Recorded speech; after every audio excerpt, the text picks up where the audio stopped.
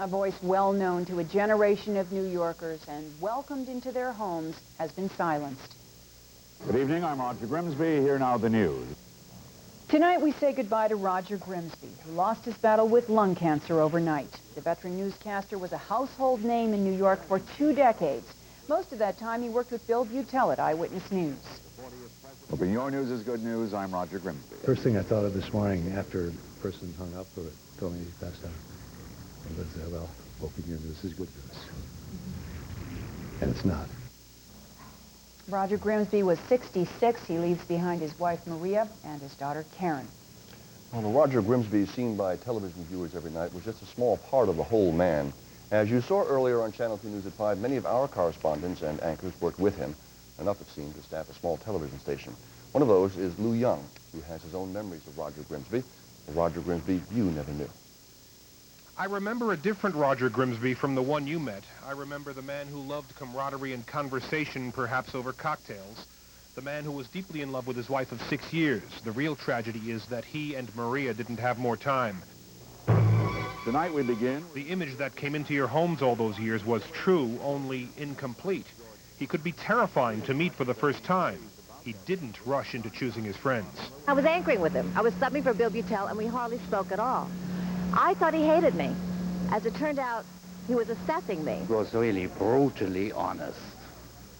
And that is a very rare gift. And you know that not everybody appreciates that. Because Roger was so brutally honest, he frequently didn't get along with his bosses. In fact, you have to remember, he was unceremoniously fired from Channel 7.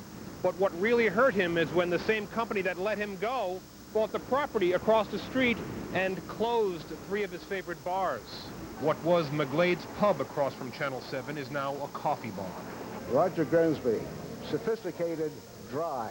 One word to sum up Roger was rye, W-R-Y, not R-Y-E, which was not his favorite drink. No, Roger was a gin man. One of his favorite places is still open, though. Roger was in here a week and a half ago. Among the regulars, the emptiness hasn't had time to set in yet. I saw him, I think, the last time 10 days ago, and you certainly wouldn't know that the end was near. You're gonna miss him. Very much. He's a very important part of our lives. He wouldn't want us to be very maudlin about this. Oh, hell no, no. He probably would love us to lift a drink right now, which we should do, I think. Tonight we are looking at photos. Roger at a wedding, at a party, a christening.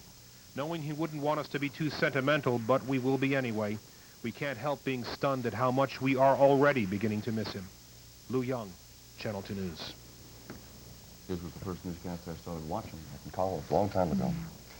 Up next for us, former Nets coach Chuck Daly reveals if he is going to the Knicks. Bernie has the big decision. And just take a look at that lovely Stanley Cup tomorrow night. It could belong